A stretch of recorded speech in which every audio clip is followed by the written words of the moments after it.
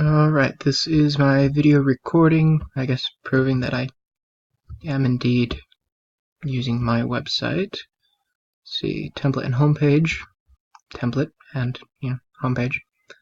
This is as they appear in the browser, and demonstrating a more responsive design. I think I have it set to change at about 770 pixels, at which point these become a column, these go into 2 rows, and these are also flex columns. Back to full size. Woohoo! That's responsiveness. Validity. Using the validity extension right here. And it says document is valid. Woohoo! Alright.